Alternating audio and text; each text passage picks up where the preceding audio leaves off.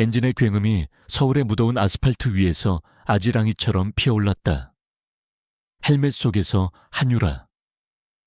아니 지금은 김민서의 이마에 땀방울이 송골송골 맺혔다. 그녀는 낡은 배달 스쿠터의 핸들을 꽉 잡은 채 거대한 강남의 빌딩숲 사이를 요리조리 빠져나갔다. 매캐한 매연과 경적 소리가 뒤섞인 도시의 소음은 이제 그녀에게 익숙한 배경음악과도 같았다. 불과 몇 달 전만 해도 그녀의 세상은 최고급 세단의 방음 유리창 너머에 존재했다. YS그룹 한 회장의 외동딸. 한유라의 삶은 잘 짜인 교향곡과 같았다. 정해진 시간에 울리는 클래식 알람, 영양사가 계산한 아침 식사, 그리고 실크드레스의 부드러운 감촉. 하지만 지금 그녀의 현실은 전투와도 같았다. 땀에 젖은 폴리에스터 유니폼이 피부에 들러붙는 찝찝함과 매 순간 시간을 다투어야 하는 긴장감만이 존재할 뿐이었다. 그녀는 이 모든 것을 스스로 선택했다. 바로 약혼자 강지훈이라는 남자를 시험하기 위해서였다. 강지훈, 대한민국 IT 업계를 이끄는 거대 기업 넥서스 코어의 총수. 그는 언론에 비친 모습 그대로였다. 차갑고 계산적이며 감정을 거의 드러내지 않는 완벽한 비즈니스맨. 두 사람의 약혼은 YS그룹의 안정적인 자본과 넥서스 코어의 혁신적인 기술력의 결합이라는 지극히 정략적인 이유로 성사되었다. 유라는 그에게서 단 한 번도 따뜻한 눈길이나 진심 어린 미소를 받아본 적이 없었다. 그는 그녀를 미래의 사업 파트너로 대할 뿐 한 명의 인간, 한 명의 여자로 보는 것 같지 않았다. 그래서 그녀는 결심했다. 가장 낮은 곳에서 그가 결코 상상하지 못할 모습으로 그의 세계에 뛰어들어 보기로, 그가 구축한 제국의 가장 밑바닥에서 그의 진짜 모습을, 그의 회사가 운영되는 방식을, 그리고 그가 과연 사람을 어떻게 대하는지를 제 눈으로 직접 확인하고 싶었다. 그래서 한유라는 죽고 배달 라이더 김민서가 태어났다. 그녀는 넥서스 코어의 주요 배송 파트너 중 하나인 스피드 로지스틱스에 위장 취업했다. 그녀의 무정의에서 치직거리는 소리와 함께 다급한 목소리가 흘러나왔다. 김민서 씨, 긴급 배송 건입니다. 넥서스 코어 본사 45층 총수 비서실로 직송해야 합니다. 30분 내로 픽업해서 출발하세요. 이건 보통 물건이 아니니 절대 분실하거나 지체해서는 안 됩니다. 45층. 그곳은 강지훈의 집무실이 있는 곳이었다. 심장이 철렁 내려앉았지만 동시에 기묘한 기대감이 차올랐다. 드디어 그의 가장 가까운 곳으로 갈 기회가 온 것이다. 물건을 픽업한 유라는 스쿠터의 속도를 최대로 높였다. 상자 안에는 무엇이 들었는지 알 수 없었지만 그 무게감과 보안 포장에서부터 중요성이 느껴졌다. 그녀는 약속된 시간보다 10분이나 일찍 넥서스 코어의 거대한 빌딩 앞에 도착했다. 통유리로 된 건물은 하늘을 찌를 듯 솟아 있었고 그 위용에 잠시 압도당하는 기분이 들었다. 그녀는 주차장에 스쿠터를 세우고 헬멧을 벗으며 흐트러진 머리카락을 정돈했다. 로비에 들어서자 차가운 공기와 은은한 방향제 냄새가 그녀를 맞았다. 모든 것이 대리석과 금속으로 이루어져 반짝였고 값비싼 정장을 차려입은 사람들이 소리 없이 바쁘게 움직였다. 땀 냄새가 밴 유니폼을 입은 그녀는 마치 다른 종족처럼 느껴졌다. 보안 데스크의 직원은 그녀를 위아래로 훑어보더니 퉁명스럽게 신분증과 배송장을 요구했다. 서류를 확인한 그는 마지못해 출입증을 내주며 덧붙였다. 화물 엘리베이터는 저쪽입니다. 하지만 배송장에는 직접 전달. 긴급이라는 문구가 붉은색으로 찍혀 있었다. 죄송하지만 이건 총수 비서실로 바로 가야 하는 긴급 건이라서요. 가장 빠른 엘리베이터를 이용해야 합니다. 그녀의 단호한 태도에 보안 직원은 잠시 망설였지만 배송장의 직인을 보고는 어쩔 수 없다는 듯 고갯짓을 했다. 유라는 당당하게 임원용 엘리베이터로 향했다.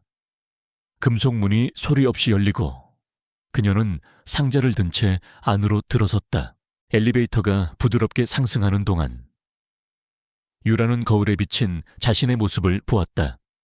햇볕에 그을린 얼굴, 질끈 묶은 머리, 그리고 피곤함이 서려 있는 눈, 영락없는 배달 라이더 김민서였다.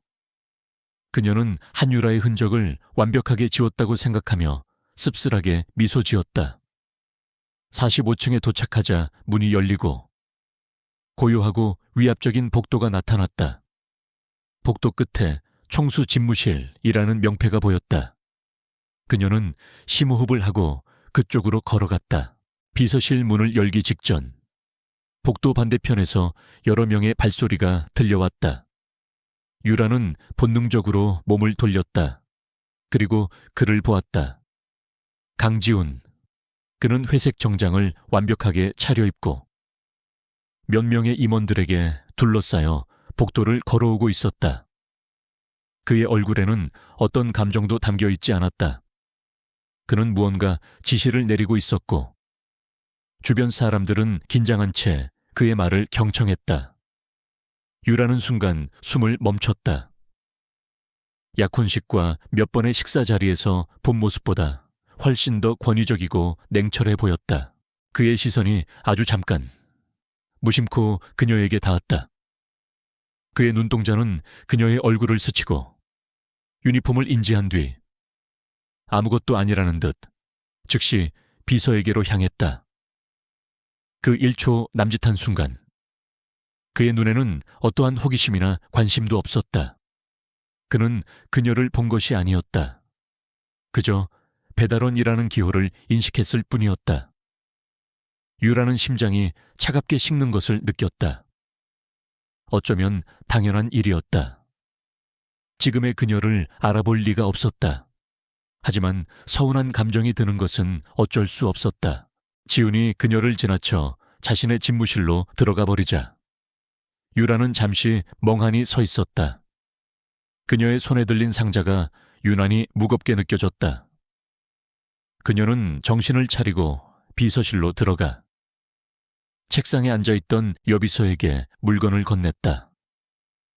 여비서는 능숙하게 서류에 서명을 하고 영수증을 건넸다. 수고하셨습니다. 짧고 사무적인 한마디였다. 그들 모두에게 김민서는 그저 수많은 부품 중 하나일 뿐이었다. 유라는 고개를 숙여 인사하고 조용히 비서실을 나왔다.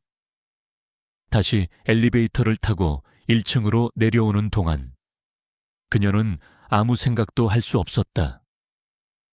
로비를 빠져나와 다시 후텁지근한 바깥 공기를 마시자 그제야 현실 감각이 돌아왔다. 그녀는 거대한 유리 건물을 올려다보았다. 저 높은 곳에 있는 남자. 그는 정말로 아래를 내려다보지 않는 사람이었다. 자신의 제국이 어떻게 돌아가는지, 그 안의 사람들이 어떻게 살아가는지에 대해서는 전혀 관심이 없는 것처럼 보였다. 스쿠터에 올라 시동을 걸자 엔진이 다시 거친 소리를 내며 울었다. 유라는 헬멧을 쓰고 익숙하게 차들 사이로 끼어들었다. 강지훈의 무심한 눈빛이 머릿속에서 떠나지 않았다. 오늘 그녀는 확실히 알게 되었다. 이 시험은 단순히 약혼자를 떠보는 유치한 장난이 아니었다. 이것은 그녀 자신과 그녀의 미래, 그리고 그녀가 믿고 싶은 가치에 대한 중대한 질문이었다. 그녀는 이 차가운 제국의 심장부에서 그가 보지 못하는 진실을 반드시 파헤치리라 다짐했다. 김민서의 전쟁은 이제 막 시작되었다. 시간이 흐르면서 한유라는 김민서의 삶에 완벽하게 녹아들었다. 처음 며칠간 그녀를 괴롭혔던 근육통은 이제 단단한 근성으로 바뀌었고 서울의 복잡한 골목길은 마치 자신의 송금처럼 환해졌다. 그녀는 더 이상 길을 헤매지 않았다. 오히려 내비게이션에도 나오지 않는 지름길을 찾아내며 배송 시간을 단축했고 까다로운 고객을 응대하는 노하우까지 터득했다. YS그룹의 후계자로서 받았던 경영 수업과 데이터 분석 능력은 의외의 곳에서 빛을 발했다. 그녀는 매일 밤 허름한 옥탑방으로 돌아와 그날의 배송 기록을 자신만의 방식으로 정리했다. 단순한 업무 일지가 아니었다. 출발지, 목적지, 소요시간, 그리고 특이사항까지 꼼꼼하게 기록하며 그녀는 거대한 물류 시스템의 혈맥을 읽어내고 있었다. 그러던 중 그녀의 예리한 눈에 하나의 일관된 패턴이 포착되기 시작했다. 유독 C 구형 물류센터를 거치는 넥서스 코어 관련 화물에서 배송 지연이나 사소한 분실 사고가 잦다는 점이었다.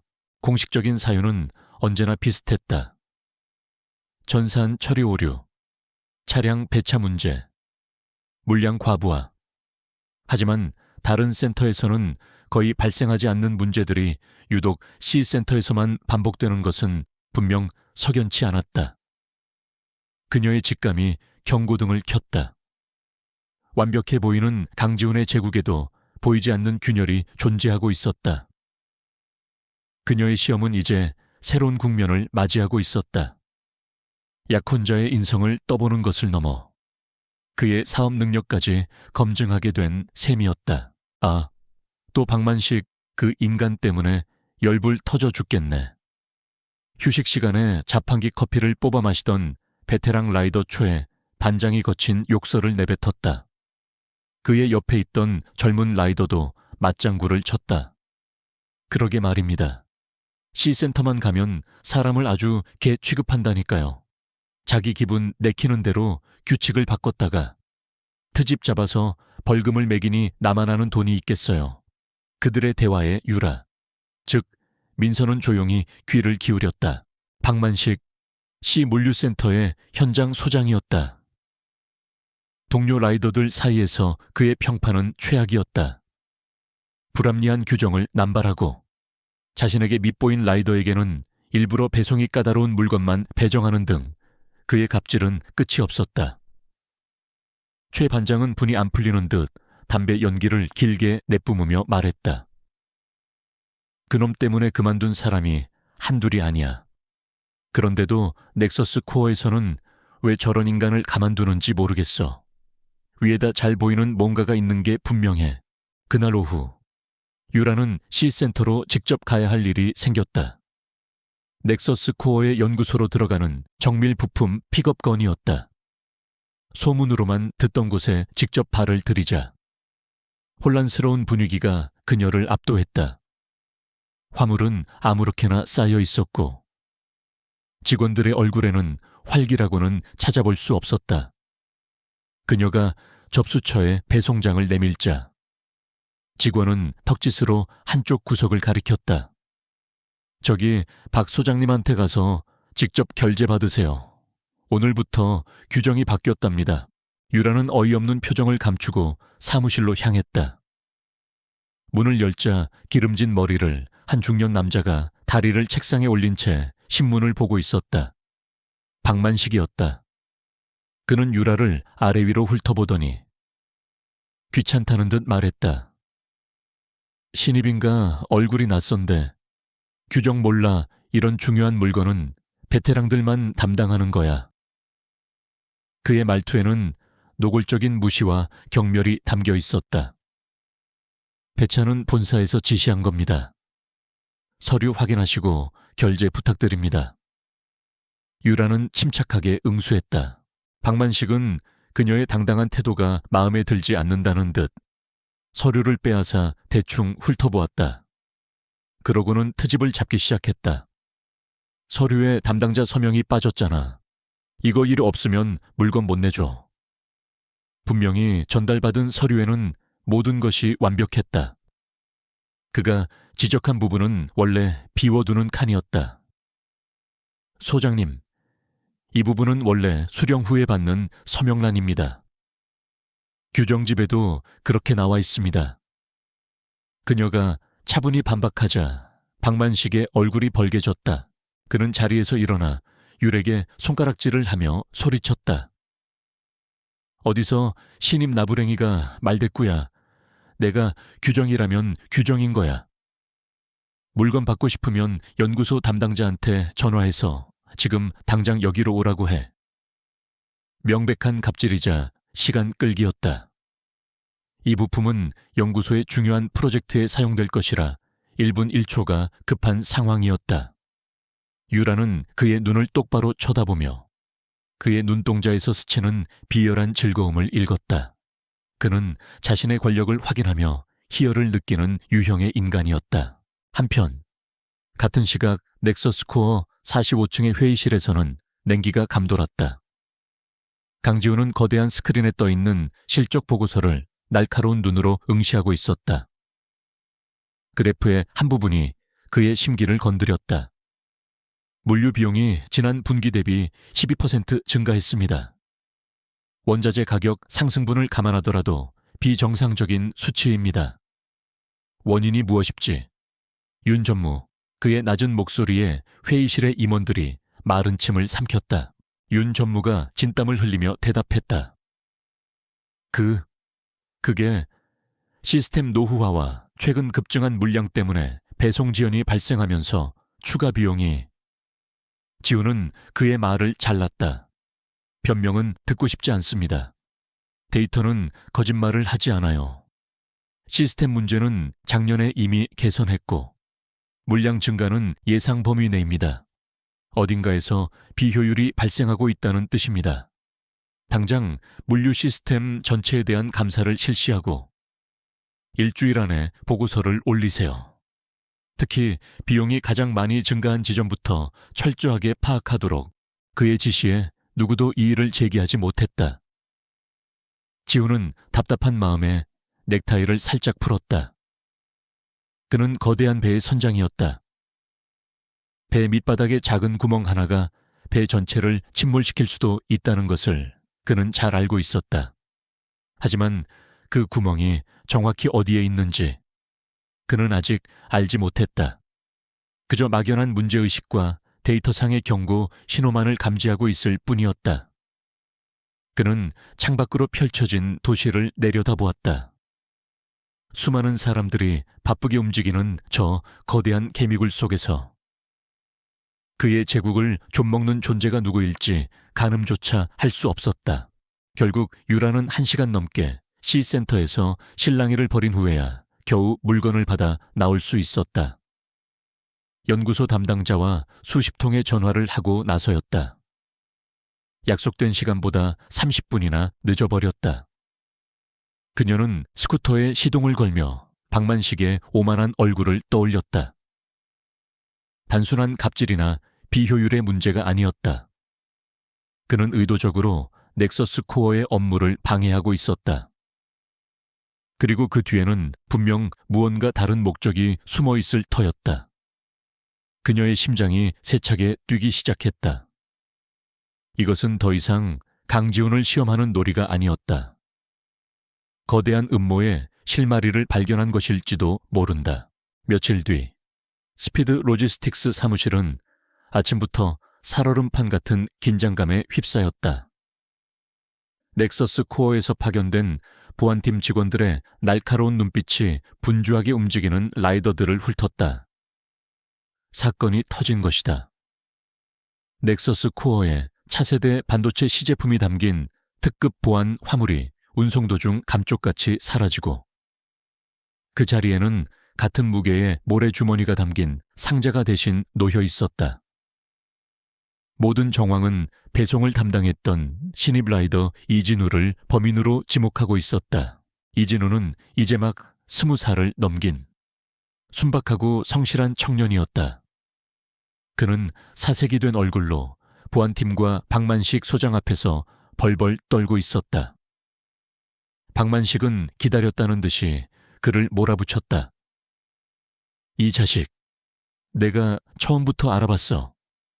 어리바리한 척하더니 뒤로는 이런 엄청난 짓을 꾸며 당장 회사에 끼친 손해액 전부를 청구하고 경찰에 넘겨버리겠어.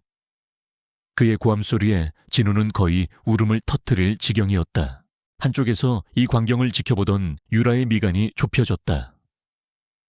그녀가 아는 이진우는 동료의 굳은 일도 마다하지 않고 돕는 착한 청년이었다. 수억 원을 호가하는 반도체를 훔칠 만한 배짱도. 그런 범죄를 계획할 만큼 머리가 비상한 인물도 아니었다. 모든 것이 너무나 자기적이었다. 마치 처음부터 이진우를 희생양으로 삼으려 준비된 각본처럼 느껴졌다. 그녀의 강한 정의감이 고개를 들었다. 이대로 무고한 사람이 범죄자로 낙인 찍히게 둘 수는 없었다. 그녀는 그날 저녁 완전히 낙담하여 짐을 싸고 있는 이진우에게 조용히 다가갔다. 진우 씨, 정말 아무것도 기억나는 거 없어요. 한원으로 없어요. 평소와 다른 점이라든가 이상한 지시 같은 거요. 그녀의 진심 어린 눈빛에 진우는 겨우 입을 열었다. 정말이에요. 민서 씨, 저는 그냥 시키는 대로 했을 뿐이에요. C센터 근처의 임시 검문소에서 추가 보안 스캔을 받으라는 지시를 받았고 거기서 하라는 대로 상자를 잠시 넘겨줬다가 다시 받았을 뿐이라고요. 임시 검문소. 유라의 뇌리에 그 단어가 박혔다. 특급 보안 화물 프로토콜에는 그런 절차가 없었다. 그것은 박만식이 만든 비공식적인 규칙이었다. 유라는 진우를 안심시켰다. 내가 한번 알아볼게요. 진우 씨는 아무 잘못 없을 거예요. 그녀의 확신에 찬 목소리에 진우는 희미한 희망을 보았다. 유라는 그의 스쿠터 블랙박스 메모리 카드를 빌려달라고 부탁했다. 혹시나 하는 마음에서였다. 자신의 옥탑방으로 돌아온 유라는 곧바로 조사에 착수했다. 그녀는 먼저 스피드 로지스틱스의 내부 규정과 넥서스 코어의 보안 배송 매뉴얼을 해킹에 가까운 실력으로 빼내어 비교 분석했다. 역시나 C센터 근처의 임시 검문소는 어디에도 존재하지 않는 유령 절차였다. 그것은 명백히 박만식이 자신의 통제해 화물을 잠시 빼돌리기 위해 만든 함정이었다. 문제는 증거였다. 그녀는 이진우의 블랙박스 영상을 확인했다. 영상은 그가 임시 검문소라고 불리는 공터에 도착하는 장면에서 시작되었다. 검문소에는 낡은 컨테이너 박스 하나만 덩그러니 놓여 있었다. 잠시 후 표식이 없는 흰색 봉고차 한 대가 나타났고 작업복 차림의 남자 2명이 내렸다. 그들은 진우에게 다가와 상자를 건네받아 컨테이너 안으로 들어갔다. 모든 것이 너무나 허술했다. 진짜 보안 검문이라고는 믿을 수 없는 풍경이었다. 문제는 그 다음이었다. 진우가 상자를 돌려받고 떠난 직후 영상이 갑자기 끊겼다. 아마도 범인들이 원격으로 프로그램을 써서 핵심적인 부분을 삭제해버린 듯했다. 유라는 실망하지 않았다. 그녀는 영상 분석 프로그램을 돌려 삭제된 파일의 복구를 시도했다. 몇 시간의 사투 끝에 그녀는 단 몇 프레임의 손상된 영상을 복원하는 데 성공했다. 영상은 화질이 좋지 않았지만 봉고체에서 내린 남자 중 한 명의 팔에 새겨진 독특한 용문신을 포착할 수 있었다. 다음 날 유라는 C센터에 일부러 잦은 질문을 하며 드나들었다. 그녀의 목적은 단 하나. 용문신을 한 남자를 찾는 것이었다. 그녀는 박만식의 사무실 주변을 맴돌며 그의 측근들을 유심히 관찰했다. 그리고 마침내 발견했다. 박만식에게 아부하며 서류를 전달하던 한 남자의 팔뚝에 블랙박스 영상 속 용문신과 정확히 일치하는 문신이 새겨져 있었다. 심장이 거세게 뛰었다. 이제 범인들의 윤곽이 드러나기 시작했다. 그녀는 자신의 조사가 박만식의 눈에 띄지 않도록 최대한 조심스럽게 행동했지만 그녀의 예리한 눈빛과 평소와 다른 행동은 결국 그의 의심을 샀다. 박만식은 평소에는 거들떠보지도 않던 신입 라이더 김민서가 자꾸 자신의 주변을 맴도는 것을 알아차렸다. 특히 그녀가 자신의 충실한 부하인 문신남과 마주쳤을 때 보였던 그 미묘한 표정의 변화를 그는 놓치지 않았다. 그날 오후 배송을 마치고 사무실로 복귀한 유라를 박만식이 따로 불러 세웠다. 그는 평소에 경박한 태도와는 다른 싸늘하고 위압적인 분위기를 풍겼다. 김민서 씨라고 했나? 요즘 일은 할만해. 그의 질문에는 가시가 돋쳐 있었다. 네, 소장님, 덕분에요. 유라는 아무것도 모른다는 듯 태연하게 대답했다. 박만식은 그녀의 얼굴을 뚫어져라 쳐다보며 나지막이 말했다. 사람은 자기 분수를 알아야 하는 법이야. 괜히 긁어 부스럼 만들 필요 없잖아. 특히 남의 일에 쓸데없이 참견하는 버릇은 아주 안 좋은 거야. 그러다 다치는 수가 있거든.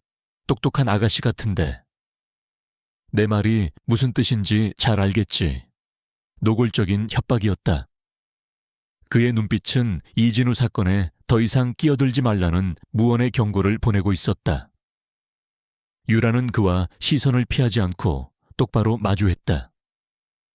그녀의 눈에는 두려움 대신 차가운 분노가 서려 있었다.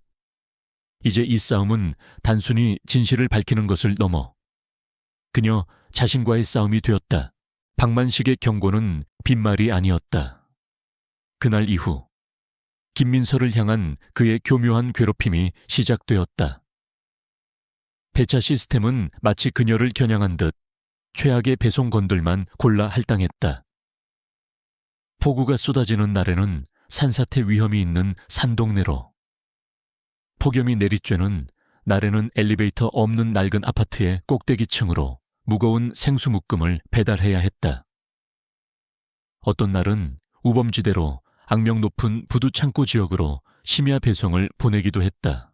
그의 의도는 명백했다. 그녀 스스로 두 손 들고 떠나게 만들거나 혹은 배송 사고를 유발하여 해고시킬 명분을 만들려는 속셈이었다. 동료 라이더들은 그녀를 동정하면서도 박만식의 눈밖에 날까 두려워 선뜻 나서서 돕지 못했다. 그들은 김민서라는 강단 있는 신입이 곧 꺾이게 될 것이라고 수군거렸다. 하지만 그들은 한유라라는 여자의 진면목을 전혀 알지 못했다. 유라는 물러서지 않았다. 오히려 이 모든 것을 기회로 삼았다. 그녀는 YS그룹의 후계자로서 받았던 혹독한 훈련들을 떠올렸다. 오프로드 차량 운전법, 위기상황 대처술, 심지어는 격투기까지. 지금의 이 고난은 그때에 비하면 사소한 수준이었다. 그녀는 박만식이 던져주는 도전들을 하나씩 격파해 나갔다. 험한 길에서는 스쿠터를 능숙하게 다루었고, 무거운 짐은 자신만의 요령으로 효율적으로 날랐으며, 위험한 동네에서는 주변을 경계하며 스스로를 지켰다. 그 과정에서 그녀는 중요한 사실을 깨달았다. 박만식이 그녀에게 할당하는 배송지들은 무작위가 아니었다. 그곳들은 대부분 CCTV 감시가 허술하고 인적이 드문 도시의 사각지대였다. 그리고 이상하게도 그 지역들은 C센터를 중심으로 거미줄처럼 연결되어 있었다. 그는 그녀를 괴롭히는 동시에 무의식적으로 자신의 범죄 경로를 그녀에게 알려주고 있는 셈이었다. 유라는 배송을 할 때마다 주변 지형과 특이사항을 머릿속에 그리고 밤에는 그것을 지도로 만들어 분석했다. 그러던 어느 날 그녀에게 인천 외곽의 폐공단 지역으로 가는 배송이 떨어졌다. 수취인은 존재하지도 않는 유령 회사였고 배송 물품은 서류 봉투 하나가 전부였다. 모든 것이 의심스러웠다. 그녀는 목적지에 도착하여 서류를 지정된 폐건물의 우편함에 넣었다. 임무는 끝났지만 그녀는 자리를 뜨지 않았다. 강한 예감이 그녀의 발목을 붙잡았다. 그녀는 스쿠터를 멀찍이 숨겨두고 근처의 낡은 공장 2층으로 올라가 몸을 숨겼다. 얼마 지나지 않아 그녀의 예감은 현실이 되었다. 박만식의 부하인 용문신을 한 남자가 동료 몇 명과 함께 나타났다. 그리고 곧이어 고급 세단 한 대가 공터로 들어섰다. 세단에서 내린 사람들은 험악한 인상의 남자들이었다. 용문신남은 그들에게 넥서스 코어의 로고가 선명하게 찍힌 상자 몇 개를 건넸다. 그 대가로 그는 돈이 가득 담긴 것으로 보이는 두툼한 서류 가방을 받았다. 명백한 불법 거래 현장이었다. 유라는 숨을 죽인 채 주머니 속에 스마트폰을 꺼내 들었다. 손이 미세하게 떨렸지만 그녀는 침착하게 줌을 당겨 그들의 모습을 촬영하기 시작했다. 거리가 멀고 어두워서 얼굴이 선명하게 찍히지는 않았지만 넥서스 코어에 상자와 돈가방이 오가는 장면, 그리고 용문신남의 모습은 확실하게 담을 수 있었다. 이것은 이진우의 누명을 벗길 결정적인 증거이자 박만식의 범죄를 입증할 첫 번째 물증이었다. 한편 강지훈의 집무실에는 무거운 침묵이 흘렀다. 그가 지시했던 물류 시스템 감사팀의 최종 보고서가 그의 책상 위에 놓여 있었다. 수백 페이지에 달하는 보고서의 모든 데이터와 분석 결과는 단 한 곳을 가리키고 있었다. 바로 시 물류센터였다. 보고서에 따르면 시센터는 지난 6개월간 자재 손실률이 다른 센터의 5배에 달했고 원인 불명의 운송 지연으로 인한 페널티 비용 역시 기하급수적으로 증가하고 있었다. 박만식 소장, 이 자에 대한 인사 파일도 함께 가져오게. 지훈의 차가운 목소리에 비서가 긴장하며 답했다. 잠시 후 그는 박만식의 인사 기록을 훑어보았다. 평범한 입사, 평범한 경력. 하지만 몇 년 전부터 갑자기 실적이 급상승하며 초고속으로 소장 자리에 오른 것이 눈에 띄었다. 그리고 그의 실적 상승 시기는 C센터의 비용 누수가 시작된 시점과 기묘하게 일치했다. 강지훈은 의자 깊숙이 몸을 기댔다. 내부 감사는 언제나 한계가 있었다. 서류는 조작될 수 있고 관련자들은 입을 맞추기 마련이다. 그는 데이터 너머의 진짜 현실을 봐야 했다. 그는 책상 위에 인터폰 버튼을 눌렀다. 김 실장, 내일 오전 일정 전부 취소하게. 자네와 나 단둘이서 가볼 곳이 있어. 그의 목소리에는 결전의 의지가 서려 있었다. 어디를 말씀이십니까? 충직한 김 실장의 질문에 지훈은 창밖을 바라보며 나지막이 대답했다. 시 물류센터 예고 없이. 그는 더 이상 책상에 앉아 보고만 받고 있을 생각이 없었다. 직접 자신의 눈으로 현장을 확인하고 그곳을 책임지는 박만식이라는 자의 얼굴을 마주해야 했다. 잃어버린 반도체 시제품 사건과 이 모든 비효율의 중심에 그가 있을 것이라는 강한 확신이 들었다. 두 개의 추적선이 서로의 존재를 모른 채 이제 하나의 목표점을 향해 빠르게 좁혀지고 있었다. 폐공단을 빠져나오는 유라의 스쿠터와 C센터를 향한 지훈의 결심이 어둠 속에서 조용히 교차하고 있었다. 다음 날 아침, C 물류센터의 어수선한 공기는 한 대의 검은색 세단이 미끄러지듯 멈춰서면서 순식간에 얼어붙었다. 차에서 내린 사람은 바로 넥서스 코어의 총수, 강지훈이었다. 그의 곁에는 산전수전을 다 겪은 듯한 단단한 인상의 김 실장이 그림자처럼 서 있었다. 예고 없는 총수의 등장은 센터 전체를 패닉 상태에 빠뜨렸다. 어젯밤에 숙취가 가시지 않은 얼굴로 직원들을 닥달하던 박만식은 보고를 받고 혼비백산하여 달려나왔다. 어이쿠, 총수님, 이 누추한 곳까지 어쩐 일로? 박만식은 비굴한 미소를 지으며 허리를 굽혔다. 강지훈은 그의 인사를 가볍게 무시하고 얼음장처럼 차가운 시선으로 아수라장 같은 센터 내부를 훑었다. 아무렇게나 방치된 화물들, 규정을 무시한 작업자들의 복장, 그리고 전체에 만연한 나태하고 무질서한 분위기. 보고서의 숫자들보다 훨씬 더 심각한 현실이 그의 눈앞에 펼쳐져 있었다. 공교롭게도 그 순간 한유라 역시 C센터에 있었다. 그녀는 반품된 소형 가전제품을 인계하기 위해 대기 중이었다. 멀리서 소란이 일어나고 모든 사람들의 시선이 한 곳으로 쏠리자 그녀 역시 고개를 돌렸다. 그리고 그 중심에 서 있는 강지훈을 발견했다. 심장이 쿵 내려앉았다. 그가 왜 예고도 없이 이런 누추한 곳에 나타난 것일까? 그녀는 본능적으로 몸을 낮추고 다른 라이더들 틈에 섞여 자신을 감췄다. 강지훈은 박만식의 구차한 변명을 들은 척도 하지 않고 곧장 서류 더미가 쌓인 중앙 통제실로 향했다. 최근 한 달간의 입출고 기록 원본과 CCTV 영상을 전부 확인하겠습니다. 그의 명령은 단호했고 거역할 수 없는 힘이 실려 있었다. 박만식과 그의 신복들은 사색이 되어 허둥지둥 자료를 준비하기 시작했다. 모든 관리 인력의 시선이 총수와 그의 감사팀에 집중되었다. 바로 그 순간이었다. 유라는 보았다. 모두의 정신이 팔린 틈을 타 박만식의 사무실이 텅 비어 있는 것을, 평소라면 그의 부하들이 철통같이 지키고 있었을 그곳이 지금은 무방비 상태였다. 절호의 기회였다. 그의 컴퓨터에는 분명 조작되지 않은 진짜 장부와 거래 기록, 그리고 불법적인 거래의 증거들이 남아있을 터였다. 위험했지만 이 기회를 놓칠 수는 없었다.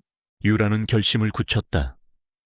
그녀는 주변의 소란을 틈타 자연스럽게 움직였다.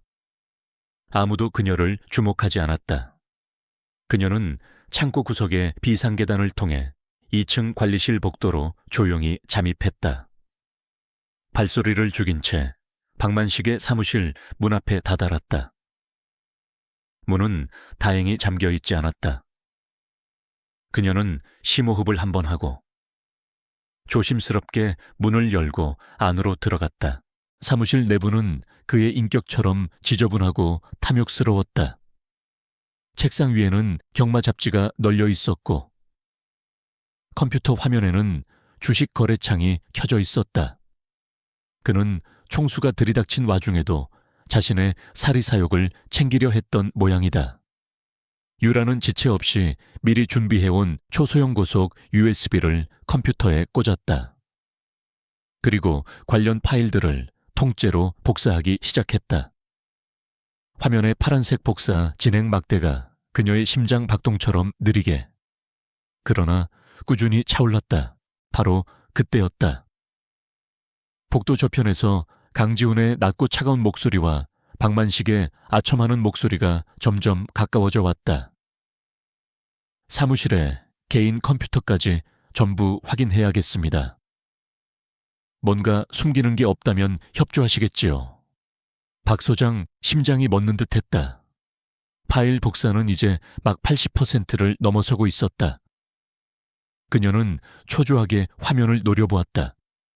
제발 조금만 더 빨리. 마침내 복사 완료 메시지가 뜨자마자 그녀는 USB를 뽑아 주머니에 쑤셔 넣었다. 그리고 사무실 문이 열리기 직전 그녀는 책상 밑으로 몸을 던져 숨었다. 거의 동시에 문이 열리고 강지훈과 박만식이 안으로 들어왔다.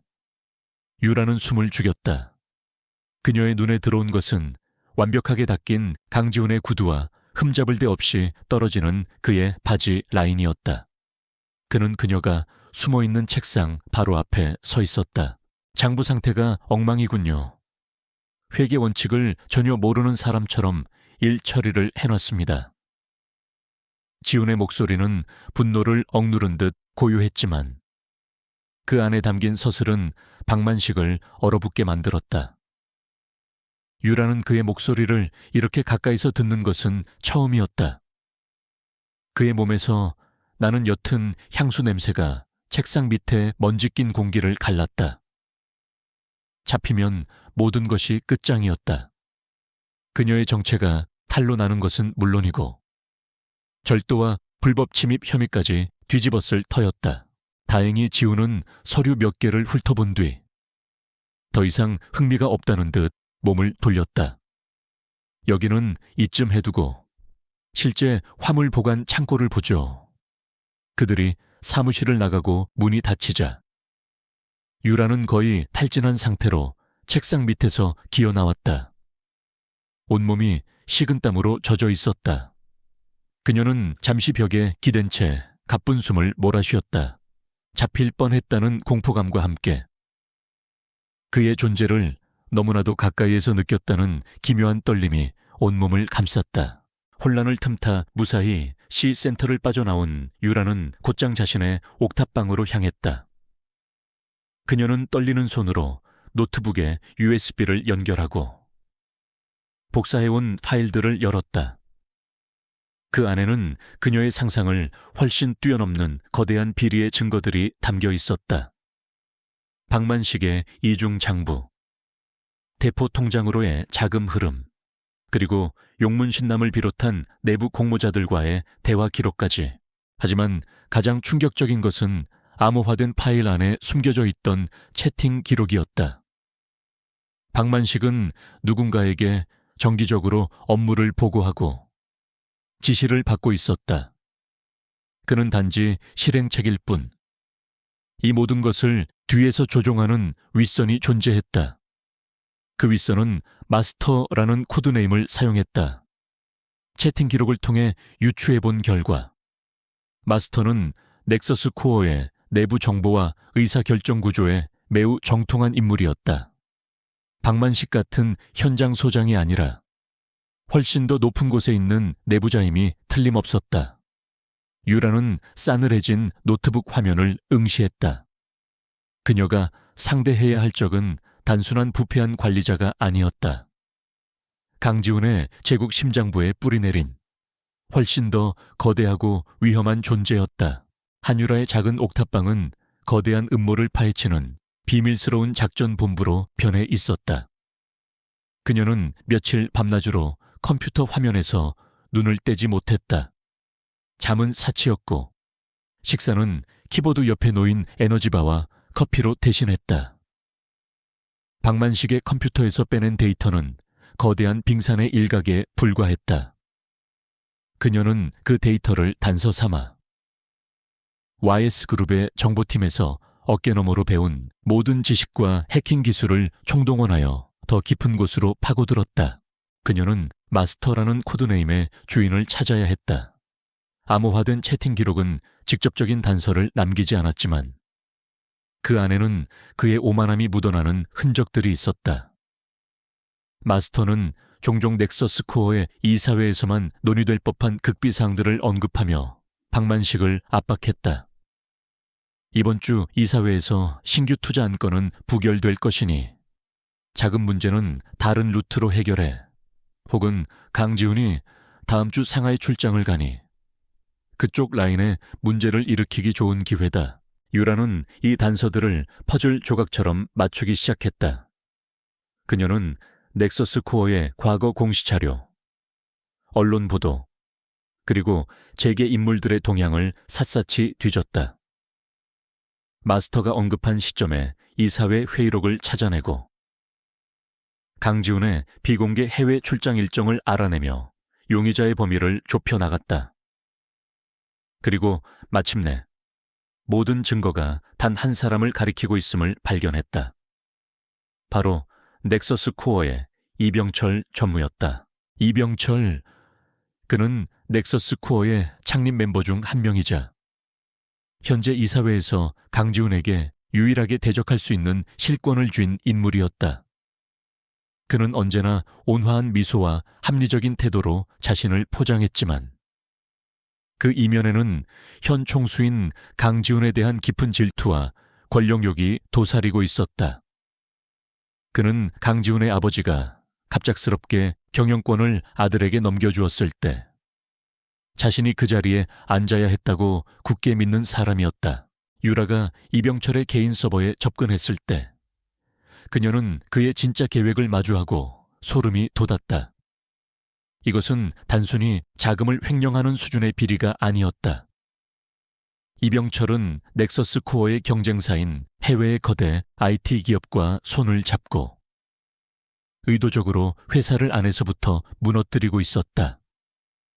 물류 시스템을 마비시켜 회사의 신뢰도를 떨어뜨리고 핵심 기술을 빼돌려 신제품 출시를 지연시키는 등 그의 모든 파괴 공작은 단 하나의 목표를 향하고 있었다. 바로 주가를 폭락시키는 것이었다. 그의 최종 목표는 적대적 인수합병이었다. 주가가 휴지 조각이 되었을 때 경쟁사는 헐값에 넥서스 코어의 경영권을 사들이고 이병철은 그 대가로 새로운 회사의 CEO 자리를 약속받은 상태였다. 그가 박만식을 통해 저지른 모든 범죄는 이 거대한 반역을 위한 사전 작업에 불과했다. 강지훈은 지금 자신이 가장 신뢰했던 동료 중 한 명에게 뒤통수를 맞고 회사 전체를 빼앗길 절체절명의 위기에 처해 있었다. 모든 진실을 알게 된 유라는 극심한 혼란에 빠졌다. 그녀의 손에는 강지훈과 그의 회사를 구할 수 있는 결정적인 증거가 있었다. 하지만 그녀는 무엇을 할 수 있단 말인가? 이 증거들은 모두 그녀가 불법적인 해킹과 절도를 통해 얻은 것들이었다. 경찰에 넘기면 그녀 자신도 법의 심판을 피할 수 없었고 무엇보다 한유라라는 그녀의 정체가 드러나게 될 터였다. 그렇다면 강지훈에게 직접 알리는 것은 어떨까? 그녀는 고개를 저었다. 배달기사 김민서가 갑자기 나타나 회사의 기밀이 담긴 USB를 건넨다면 그가 과연 믿어줄까? 오히려 이병철이 심어놓은 스파이라고 오해할 가능성이 더 컸다.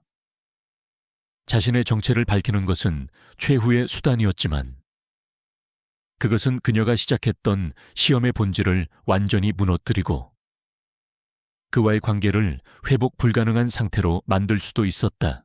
그녀는 자리에서 일어나 좁은 옥탑방을 서성였다.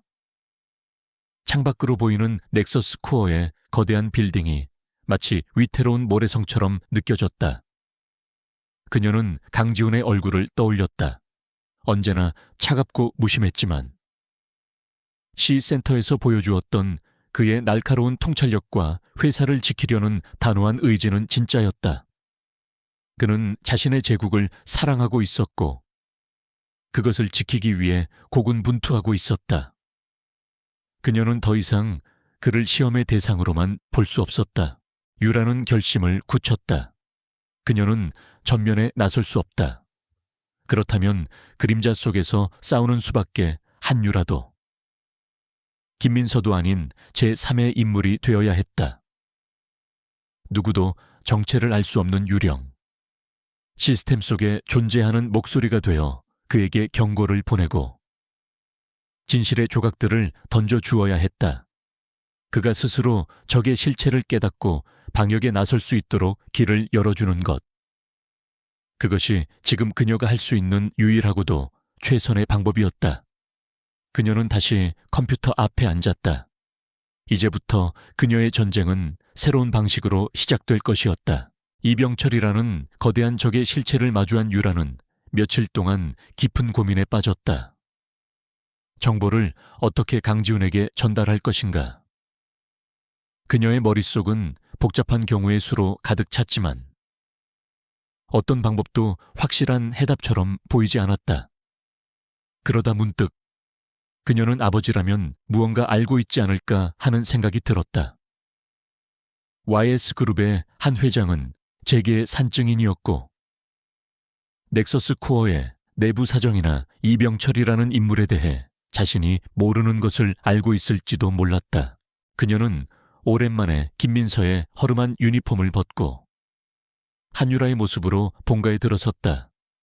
갑작스러운 딸의 방문에 한 회장은 반가움을 감추지 못하면서도 어딘지 모르게 수척해진 그녀의 얼굴을 걱정스럽게 바라보았다. 요즘도 그 험한 일 계속하고 있는 게냐? 이제 그만하면 됐다. 아비 얼굴 봐서라도 이제 그만 돌아오너라.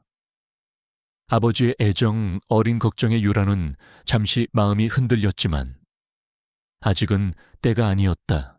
저녁 식사를 하며 그녀는 최대한 자연스럽게 넥서스 코어의 이야기를 꺼냈다. 아버지, 넥서스 코어의 이병철 전무님은 어떤 분이세요? 그녀의 질문에 한 회장은 잠시 숟가락을 멈추고 생각에 잠겼다. 이병철, 능력 있고 수완 좋은 인물이지. 야망이 크다는 흠이 있지만. 왜? 그 사람은 갑자기 왜 묻는 게냐? 유라는 둘러댔다. 그냥요. 앞으로 한 가족이 될 회사니까 미리 알아두면 좋을 것 같아서요. 그녀는 대화의 주제를 강지훈에게로 돌렸다. 강 총수님은 참 대단한 분 같아요. 그 젊은 나이에 그렇게 큰 회사를 이끌고 있으니. 그녀의 말에 한 회장은 흐뭇한 미소를 지으며 고개를 끄덕였다. 대단한 친구지. 겉으로는 차가워 보여도 속이 깊고 의리가 있어. 강 총수 아니었으면 우리 YS그룹도 지금 이 자리에 없었을 게다. 유라는 아버지의 말에 귀를 의심했다. 우리 그룹이 강지훈 때문에 이 자리에 있다니. 그게 무슨 뜻일까? 그녀의 의아한 표정을 읽은 한 회장이 나지막이 말을 이었다. 그날 밤, 그는 서재에서 유에게 오랫동안 숨겨왔던 과거의 이야기를 들려주었다. 몇 년 전, YS그룹은 해외 투자의 실패로 창사 이래 최악의 유동성 위기를 맞았었다. 부도 직전까지 내몰린 상황. 모든 은행과 투자자들이 등을 돌렸을 때 기적처럼 한 투자자가 나타났다. 그는 오리온 캐피탈이라는 신생 사모펀드를 통해 아무 조건 없이 엄청난 자금을 YS그룹에 쏟아부었고, 덕분에 회사는 기적적으로 회생할 수 있었다. 그때 그 오리온 캐피탈의 주인이 누구였는지, 아니 바로 강지훈 총수였어. 한 회장의 고백에 유라는 망치로 머리를 맞은 듯한 충격을 받았다. 아버지는 나중에야 그 사실을 알게 됐지. 그는 자신의 이름을 드러내지 말아달라고 신신당부를 했더구나. 그저 한 회장님의 경영 철학을 존경해왔기에. 대한민국 경제의 한 축이 무너지는 것을 보고 싶지 않았을 뿐이라고. 그 일이 있고 나서 나는 강 총수 같은 인물이라면 내 딸의 배필이 될 자격이 충분하다고 판단했고, 그래서 넥서스 코어와의 혼담을 추진했던 게다. 모든 퍼즐 조각이 맞춰졌다. 그녀가 그토록 경멸했던 정략 결혼의 이면에는 이런 엄청난 비밀이 숨겨져 있었다. 강지훈은 단순히 사업적 이득을 위해 그녀와 약혼한 것이 아니었다. 그는 이미 몇 년 전에 아무 대가 없이 그녀의 가족과 회사를 구원해준 은인이었다. 그리고 그 사실을 단 한 번도 내색하지 않았다. 그의 그 무심한 표정, 차가운 말투 뒤에는 그런 깊은 속내와 배려가 숨어 있었던 것이다. 유라는 서재를 나와 자신의 방으로 돌아왔지만 좀처럼 잠을 이룰 수 없었다. 그녀는 자신이 얼마나 어리석었는지 깨달았다. 시험이라는 오만한 명분 아래 그녀는 자신을 구해준 은인의 진심을 의심하고 그의 세계를 몰래 염탐했다. 그가 자신을 알아보지 못했던 무심한 눈빛이 떠올랐다. 이제 그 눈빛은 더 이상 차갑게 느껴지지 않았다. 오히려 자신의 정체를 숨기고 묵묵히 자신의 길을 가는 남자의 고독함이 느껴졌다. 그녀는 자신이 그에게 얼마나 큰 빚을 졌는지 깨달았다. 단순히 돈의 문제가 아니었다. 그것은 그녀의 가족, 그녀의 삶 전체를 지켜준 은혜였다. 그리고 지금 그 은인은 자신의 회사 내부에서 자라나는 거대한 암초의 존재도 모른 채 홀로 싸우고 있었다. 이병철의 음모는 넥서스 코어뿐만 아니라 YS그룹과 긴밀하게 연결된 수많은 협력업체들의 운명까지 위협할 수 있는 거대한 재앙이었다. 동이터 올 무렵 유라는 마침내 결심을 굳혔다. 그녀의 눈빛은 더 이상 흔들리지 않았다. 이제 이 싸움은 더 이상 강지훈을 위한 것이 아니었다. 이것은 자신의 가족을 구해준 은인에게 진 빚을 갚고 그녀가 지켜야 할 모든 것을 지키기 위한 그녀 자신의 싸움이었다. 그녀의 마음속에서 의심과 혼란은 사라지고 그 자리에 강철 같은 사명감과 결연한 의지가 들어섰다. 그녀는 이제 더 이상 망설이지 않을 것이다. 어떤 방법을 써서라도 이병철의 음모를 막고 강지훈을 지켜내야만 했다. 과거의 모든 진실을 알게 된 한유라의 눈빛은 이전과 완전히 달라져 있었다. 더 이상 시험이나 의심의 그림자는 없었다. 그 자리에는 자신의 은인을 지키고 그가 이룬 모든 것을 지켜내야 한다는 강철 같은 의지만이 존재했다. 그녀는 더 이상 배달기사 김민서의 역할놀이에 머물러 있을 수 없었다. 이제는 YS그룹의 후계자, 한유라의 모든 능력과 자원을 총동원해야 할 때였다. 그녀는 가장 먼저 아버지의 충직한 비서이자 YS그룹의 보안을 총괄하는 조 실장에게 비밀리에 연락을 취했다. 조 실장은 유라가 어릴 적부터 봐온 그녀가 절대적으로 신뢰하는 인물이었다. 실장님, 제 개인적인 일로 도움이 필요합니다. YS그룹의 자원을 일부 사용해야 할 것 같아요. 아버지께는 절대 비밀로 해주십시오. 그녀의 단호한 목소리에 조 실장은 아무것도 묻지 않고 대답했다. 알겠습니다. 아가씨, 무엇이든 필요하시면 말씀만 하십시오. 조 실장의 도움으로 유라는 강남의 한 오피스텔에 안전가옥을 마련했다. 그녀의 허름한 옥탑방과는 비교도 되지 않는 곳이었다. 그곳은 YS그룹의 사이버 보안팀이 사용하는 최첨단 장비들로 가득 차 있었다. 여러 대의 모니터와 고성능 서버, 그리고 어떤 추적도 피할 수 있는 보안 네트워크까지. 이제 그녀는 완벽한 유령이 되어 그림자 속에서 전쟁을 치를 준비를 마쳤다. 그녀의 첫 번째 목표는 강지훈에게 자신이 가진 정보의 신뢰성을 증명하고 그를 올바른 방향으로 이끄는 것이었다. 그녀는 자신이 가진 모든 증거를 한 번에 넘기는 어리석은 짓은 하지 않았다. 그것은 오히려 혼란만 야기하고 이병철에게 방역의 빌미를 줄 수도 있었다. 그녀는 가장 확실하고 검증 가능한 증거, 즉 폐공단에서 촬영했던 불법 거래 영상과 용문신남의 신상 정보를 첫 번째 카드로 사용하기로 결정했다. 유라는 몇 시간에 걸쳐 흔적을 남기지 않는 가상의 이메일 계정을 생성하고 여러 개의 프록시 서버를 거쳐 IP 주소를 완벽하게 세탁했다. 그리고 짧고 간결한 메시지를 작성했다. 넥서스 코어, 내부에 적이 있다. 바닥부터 파헤쳐라. 당신들이 믿을 만한 자들이라는 것을 증명하면 더 많은 것을 보게 될 것이다. 그녀는 발신인의 이름을 그리스 신화에 등장하는 복수의 여신, 네메시스라고 적었다. 수신인은 강지훈이 가장 신뢰하는 인물, 전직 특수부대 장교 출신의 보안총괄 실장 김민준이었다. 그녀는 그가 섣불리 행동하지 않고 반드시 강지훈에게 직접 보고할 것이라고 판단했다. 모든 준비를 마친 그녀는 떨리는 손가락으로 전송 버튼을 눌렀다. 이제 주사위는 던져졌다.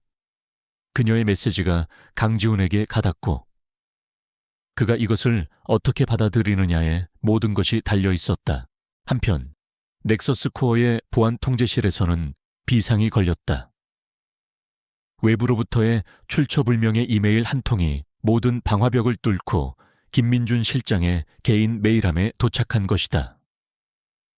실장님, 이 이메일은 거의 유령이나 다름없습니다. 발신지를 전혀 추적할 수가 없습니다. 부하의 보고에 김민준은 심각한 표정으로 메일의 첨부 파일을 열었다. 그리고 그 안에 담긴 영상과 사진을 보고는 얼굴이 굳어졌다. 그는 즉시 파일을 들고 45층의 총수 집무실로 향했다. 보고를 받은 강지훈은 아무 말 없이 모니터의 영상을 응시했다. 화면 속에서는 자신의 회사 로고가 찍힌 상자가 어둠 속에서 돈가방과 교환되고 있었다. 그는 김민준 실장에게 물었다. 자네 생각은 어떤가? 함정일 가능성을 배제할 수 없습니다. 저희를 혼란시키려는 경쟁사의 공작일 수도 있고, 혹은 이병철 전무 쪽에서 저희의 수사 방향을 떠보기 위해 던진 미끼일 수도 있습니다. 하지만 강지훈의 생각은 달랐다. 그의 날카로운 직감은 이 정보가 진짜라고 말하고 있었다. 영상 속의 인물은 박만식의 부하였고, 거래 장소는 C센터의 배송 경로 중 하나였다. 이것은 외부인이 알 수 없는 내부 정보였다. 그는 네메시스라는 발신인 이름에 주목했다. 복수의 여신. 이것은 개인적인 원한일까? 아니면 정의를 실현하려는 내부 고발자일까? 어느 쪽이든. 이 미지의 조력자는 이병철의 계획을 방해하려는 의도를 가지고 있었다. 강지훈은 즉시 결단을 내렸다. 그는 단순한 사냥개가 아니었다. 그는 거대한 판을 짜는 전략가였다. 김 실장, 영상에 나온 자들을 당장 체포하거나 미행하지 말게. 섣불리 움직이면 뱀의 꼬리만 자를 뿐 몸통은 놓치게 될 거야. 그는 자리에서 일어나 통제실의 거대한 서울시 디지털 맵 앞으로 걸어갔다. 그의 눈빛은 그 어느 때보다 차갑고 예리하게 빛나고 있었다. 오히려 이 정보를 역이용하겠네. 마케팅 부서의 비자금 조성 혐의에 대한 내부 감사를 대대적으로 시작한다고 회사 전체에 소문을 퍼뜨리게. 이병철이 우리가 완전히 엉뚱한 곳을 파고 있다고 믿게 만드는 거야. 그가 방심한 틈을 타. 우리는 조용히 그물망을 펼칠 걸세. 그는 디지털 맵 위에 C센터를 손가락으로 가리켰다. 이제 그는 더 이상 막연한 의심이 아닌 확신을 가지고 적을 사냥할 준비를 마쳤다. 보이지 않는 조력자가 던져준 칼을 손에 쥔 그의 방역이 소리 없이 시작되고 있었다. 이병철의 계획은 마침내 마지막 단계를 향해 치닫고 있었다. 한유라는 자신의 안전가옥에서 그의 암호화된 통신을 감청하던 중 심장이 멎는 듯한 내용을 포착했다. 인천항 제7부두 금일 02시 넥서스 코어의 신형 반도체 XM3 초도 물량 전량. 이것은 단순한 밀수가 아니었다. 넥서스 코어의 미래가 걸린 핵심 기술의 심장을 통째로 도려내려는 치명적인 일격이었다.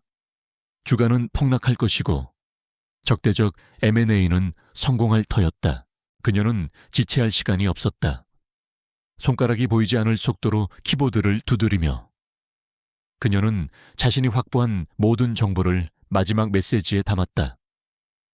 이병철의 전체 계획, 거래 시간과 장소, 동원될 인력과 차량 번호까지 네메시스의 이름으로 보내는 마지막 경고였다. 오늘 밤 모든 것이 끝난다. 실패하면 넥서스 코어는 없다. 그녀는 메시지를 전송하고 모니터 앞에 주저앉았다. 이제 그녀가 할 수 있는 일은 끝났다. 나머지는 강지훈의 몫이었다. 인천항 근처에 설치된 넥서스 코어의 임시지휘본부. 강지훈은 네메시스가 보낸 마지막 보고서를 읽고 있었다. 그의 얼굴은 얼음처럼 차가웠지만 눈동자는 활화산처럼 타오르고 있었다. 그가 드디어 본색을 드러냈군.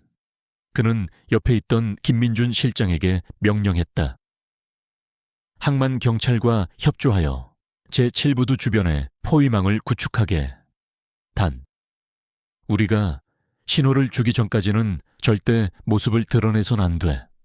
오늘 밤 이 지긋지긋한 암세포를 뿌리째 뽑아버릴 걸세. 모든 것이 계획대로 움직이고 있었지만 유라는 안전가옥에 가만히 앉아있을 수 없었다. 그녀는 이병철처럼 교활한 자가 분명 예기치 못한 변수를 준비해 뒀을 것이라고 확신했다. 그녀는 스피드 로지스틱스의 유니폼을 다시 챙겨 입고 헬멧을 썼다. 배달기사 김민선은 누구의 의심도 사지 않고 항만처럼 복잡한 곳을 자유롭게 누빌 수 있는 최고의 위장이었다. 그녀는 자신의 은인을, 그리고 이제는 자신의 남자가 될 사람을 자신의 눈으로 지켜야만 했다. 차가운 바닷바람이 살을 애는 듯한 인천항에 도착했을 때 유라는 긴장된 공기 속에서 거대한 음모의 냄새를 맡았다. 그녀는 익숙하게 화물차들 사이를 비집고 다니며 상황을 살폈다. 그때 그녀의 눈에 이상한 점이 포착되었다. 강지훈의 팀이 매복하고 있는 제7부두가 아닌 정반대편의 제4부두에서 이병철의 부하들이 컨테이너를 트럭에 싣고 있었다. 그리고 그 트럭은 네메시스가 경고했던 차량과 번호가 달랐다. 함정이었다. 이것은 주력 부대의 시선을 끌기 위한 미끼, 즉 디코이 디초이 작전이었다. 그들이 미끼 트럭을 쫓는 사이 진짜 반도체는 제7부두에서 조용히 다른 경로로 빠져나갈 터였다. 유라는 망설일 틈이 없었다. 그녀는 즉시 스쿠터에 시동을 걸고 미끼 트럭을 향해 전속력으로 달렸다. 거대한 컨테이너들 사이로 난 좁은 길을 고개 하듯 질주하며 그녀는 트럭의 앞을 가로막아야만 했다. 그녀는 지름길을 이용해 트럭보다 앞서 나갔다. 그리고 거대한 지게차가 쌓아둔 빈 컨테이너 더미를 발견했다. 그녀는 스쿠터에서 내려 지게차의 고정장치를 풀어버렸다. 육중한 컨테이너 하나가 굉음을 내며 길 한가운데로 굴러떨어졌고 뒤따라오던 미끼 트럭은 그것을 피하려다 급하게 핸들을 꺾으며 옆에 컨테이너 벽을 들이받고 멈춰 섰다. 소란을 듣고 달려온 항만 보안팀에게 트럭이 발각되면서 디코이 작전은 실패로 돌아갔다. 소식이 즉시 강지훈의 지휘본부에 전달되었다. 제4부두의 트럭은 가짜였습니다. 진짜는 지금 제7부두에서 움직이고 있습니다. 강지훈은 주먹을 불끈 쥐었다. 네메시스가 옳았다. 그는 즉시 명령을 내렸다. 전 병력, 제7부두로 총집결하라. 단 한 놈도 놓치지 마라. 제7부두에서는 이미 모든 것이 끝난 것처럼 보였다. 박만식과 용문신남을 비롯한 일당들은 마지막 반도체 상자를 트럭에 실은 채 회심의 미소를 짓고 있었다. 하지만 그 순간 사방에서 서치라이트가 켜지며 그들을 비추었고 중무장한 강지훈의 보안팀과 경찰 병력이 그들을 완벽하게 포위했다. 격렬한 저항이 시작되었고 부두는 순식간에 아수라장으로 변했다. 멀리서 이 모든 것을 지켜보던 유라는 안도의 한숨을 내쉬었다. 하지만 바로 그 순간 궁지에 몰린 박만식의 부하 하나가 옆에 있던 거대한 크레인 조종석으로 뛰어 올라가는 것을 보았다. 그는 포위망의 중심에 서서 현장을 지휘하고 있는 강지훈을 발견하고 증오에 찬 눈으로 크레인의 갈고리에 매달린 거대한 컨테이너를 그를 향해 움직이기 시작했다. 위험해. 유라는 본능적으로 소리쳤다. 그녀는 스쿠터에 올라타 엔진이 터져라 가속 페달을 밟았다. 굉음과 함께 질주한 스쿠터는 총알처럼 강지훈에게 돌진했다. 그녀는 충돌 직전 몸을 날려 그를 덮쳤고 두 사람은 바닥을 나뒹굴었다. 바로 그 순간 그들이 원래 서 있던 자리로 수십 톤의 컨테이너가 굉음을 내며 떨어졌다. 충격으로 그녀의 헬멧이 벗겨져 나가고 질끈 묶었던 머리카락이 흩어졌다. 먼지와 화약 냄새 속에서 강지훈은 자신을 구해준 사람을 보았다. 땀과 먼지로 얼룩졌지만 그토록 익숙한 얼굴, 그의 약혼녀 한유라였다. 그는 숨을 쉴 수 없었다. 배달기사 김민서, 익명의 제보자 네메시스, 그리고 눈앞의 한유라. 모든 조각이 순식간에 맞춰졌다. 모든 혼란이 정리되고 이병철과 그의 일당이 모두 체포되었을 때 부두에는 경찰차의 경광등 불빛만이 어지럽게 번지고 있었다. 그 한가운데 강지훈은 아무 말 없이 한유라를 자신의 진짜 약혼녀를 응시하고 있었다. 인천항의 싸늘한 밤 공기 속 체포된 이병철, 일당의 소란과 경찰들의 분주한 움직임이 멀어지고 있었다. 그 혼돈의 한가운데 강지훈과 한유라는 세상에 단둘만 남은 것처럼 서로를 마주보고 서 있었다. 강지훈은 말없이 자신의 정장 재킷을 벗어 먼지와 기름때로 얼룩진 그녀의 유니폼 위를 덮어주었다. 재킷에 남아있던 그의 천이 그녀의 떨리는 어깨를 감쌌다. 갑시다. 그의 나직한 한마디에 유라는 아무 말 없이 고개를 끄덕였다. 그의 채 오르자 세상의 모든 소음이 거짓말처럼 차단되었다. 서울로 돌아오는 내내 두 사람 사이에는 무거운 침묵이 흘렀다. 유라는 차창 밖으로 스쳐 지나가는 도시의 불빛을 멍하니 바라보았고 지우는 흔들림 없는 시선으로 앞을 응시하며 운전했다. 수많은 질문과 감정이 침묵 속에서 소용돌이쳤지만 누구도 섣불리 입을 열지 않았다. 지금은 그 어떤 말보다 정리가 필요한 시간이었다. 차가 도착한 곳은 그녀가 알던 그의 집이 아닌 한강이 내려다 보이는 펜트하우스였다. 그의 가장 사적인 공간 안으로 들어서자 군더더기 없이 깔끔하고 세련된 내부가 그를 닮아 있었다. 그는 그녀에게 마실 것을 권했지만 유라는 조용히 고개를 저었다. 마침내 두 사람은 거실 중앙에서 서로를 마주보았다. 강지훈이 먼저 침묵을 깼다. 그의 목소리는 그 어느 때보다 진지했다. 김민서 씨라고 해야 하나? 아니면 네메시스 그것도 아니면 내 약혼녀 한유라 씨라고 해야 하나? 유라는 그의 눈을 피하지 않고 대답했다. 모두 저예요. 그녀의 대답에 그는 희미하게 미소 지었다. 언제부터 알았어요? 그녀가 묻자. 그가 대답했다. 박만식의 사무실에서 당신이 숨어 있을 때 아주 희미한 향수 냄새를 맡았소. 우리 부모님과 함께 식사하던 날 당신에게서 났던 바로 그 향기였지. 처음에는 긴가민가 했지만 김민서라는 배달기사에 대해 뒷조사를 시작했고 그녀가 너무나 비범하다는 걸 알게 됐소. 그리고 네메시스가 나타났을 때 모든 조각이 맞춰졌지. 그는 그녀에게 한 걸음 다가섰다. 솔직히 말해 나는 당신의 그 대담한 연극을 멈추게 하고 싶지 않았소. 오히려 흥미로웠지. 내 제국의 가장 밑바닥에서 당신이 무엇을 보고 무엇을 찾아낼지 궁금했소. 그리고 당신은 내 기대를 훨씬 뛰어넘었어. 당신은 내 회사를 구했소. 한유라 씨. 그의 진심 어린 칭찬에 유라의 마음이 복잡하게 흔들렸다. 그녀는 고개를 숙이며 자신의 이야기를 시작했다. 처음엔 당신을 시험하고 싶었어요. 감정 없는 비즈니스 파트너와 평생을 함께할 수는 없다고 생각했으니까. 그래서 당신의 세계에 뛰어들었죠. 하지만 모든 것은 제 예상과 달랐어요. 저는 거기서 부조리를 받고 진실을 받고 그리고 당신의 과거를 알게 됐어요. 그녀는 아버지에게 들었던 과거의 이야기를 털어놓았다. 당신이 우리 가족의 은인이라는 것을 알았을 때 저는 제가 얼마나 어리석고 오만했는지 깨달았어요.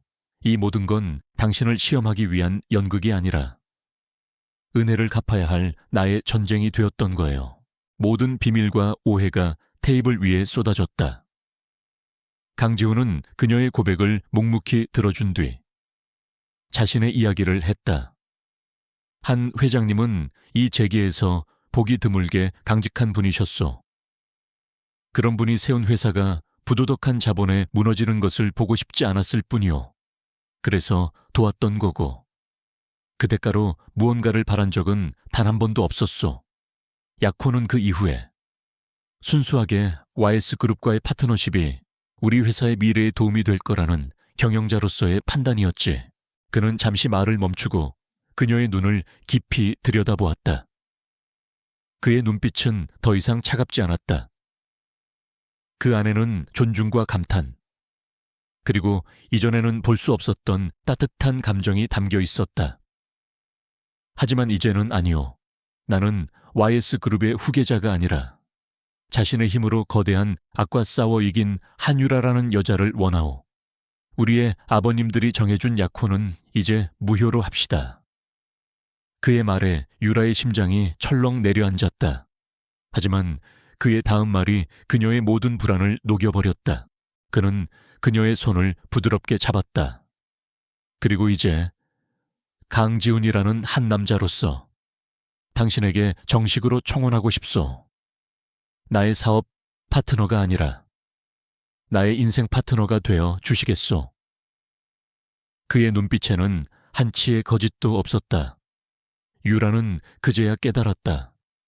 기나긴 시험과 위험한 여정의 끝에서 그녀는 마침내 진짜 강지훈을 만난 것이다.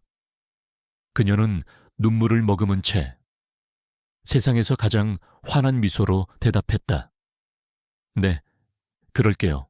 몇 달 후 넥서스 코어는 이병철 사태의 후유증을 완전히 털어내고 새로운 도약을 준비하고 있었다. 강지훈의 리더십은 더욱 굳건해졌고 그의 곁에는 언제나 든든한 조력자이자 연인인 한유라가 함께했다. 억울한 누명을 썼던 이진우는 모든 혐의를 벗고 복직했으며 유라의 추천으로 본사물류관리팀에서 능력을 인정받고 있었다. 그날의 상처는 모두 아물고 더 단단한 새살이 돋아나고 있었다. 화창한 오후, 유라와 지우는 손을 잡고 한강공원을 거닐었다. 더 이상 위장용 유니폼도 숨막히는 정장도 없었다. 평범한 연인들처럼 편안한 옷차림의 두 사람은 서로에게 기대어 웃고 이야기했다. 아직도 스쿠터 타는 법 잊어버리지 않았겠지. 지훈의 짓궂은 농담에 유라가 웃으며 그의 옆구리를 찔렀다. 물론이죠. 언제든 당신 회사 물류 시스템에 문제가 생기면 내가 직접 배달 띄워줄 수 있어요. 긴급 배송으로 두 사람은 서로를 마주보며 웃었다. 가장 낮은 곳에서 시작된 그들의 인연은 가장 높은 곳의 신뢰와 사랑으로 완성되었다. 거짓으로 시작했지만 진실에 도달했고 위기 속에서 서로의 진짜 모습을 발견했다. 이제 그들의 앞날에는 더 이상 시험이나 의심은 없을 터였다. 서로의 손을 굳게 잡은 채 그들은 함께 만들어갈 빛나는 미래를 향해 첫걸음을 내디뎠다.